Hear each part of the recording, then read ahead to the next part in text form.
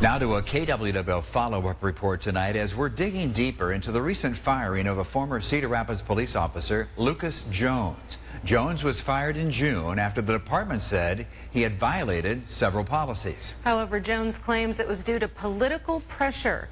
KWWL reporter Ashley Neighbor sat down this week with Jones and his attorney for an exclusive on-camera interview.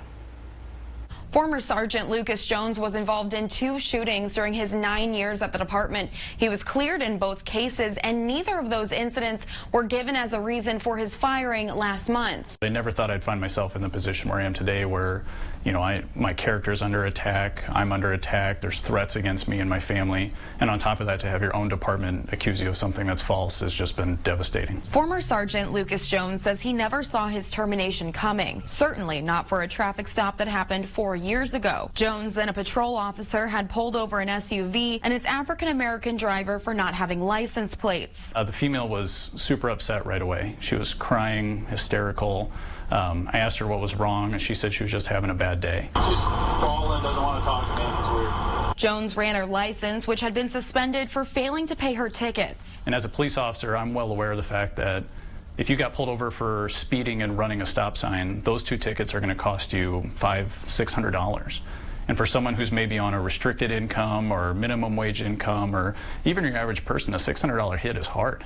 So I could sympathize with her right away. Jones says the driver explained she needed her car for work and to pick up her kids. She had no arrests or thefts on her record, so he cut her a break, having her call for an escort home. I thought I did something that the police department would celebrate as a way to help bridge the gap between African Americans and the police department. The incident was brought up during an interview with Internal Affairs after Jones was involved in a shooting the very next day, where he was dragged by a car during a stop. He was cleared of any wrongdoing. The year before, Jones had been involved in another shooting. He was cleared then too. So Jones was surprised when he was told that because he didn't arrest the driver with a suspended license, he was being fired. Jones says he was doing his best to use his judgment and follow conflicting department policies. A copy of the 2016 policy obtained by KWWL says all suspended, revoked, and barred drivers must be arrested. But a different 2016 policy states officers have discretion for simple misdemeanors, driving while suspended, for example.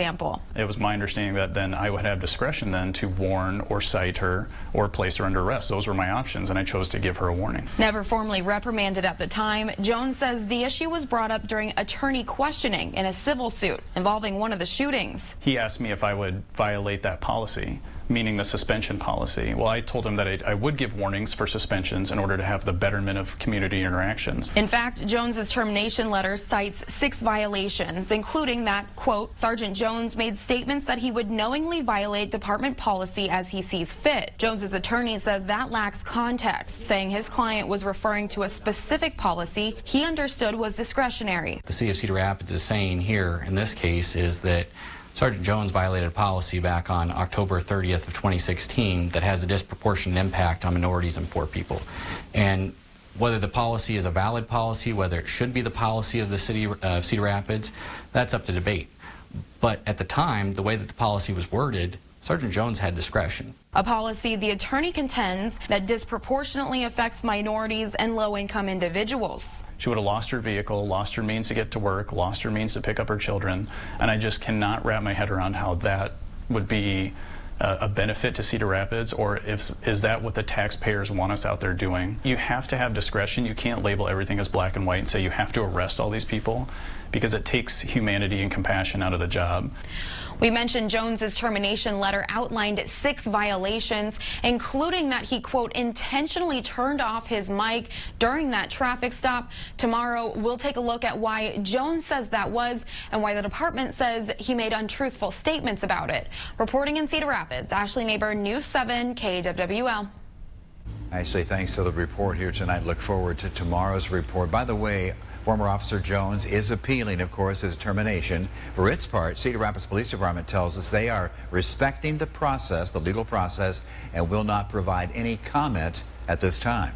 Jones has also set up a fundraiser for his supporters to donate toward his legal expenses if interested. You can find more information on our website.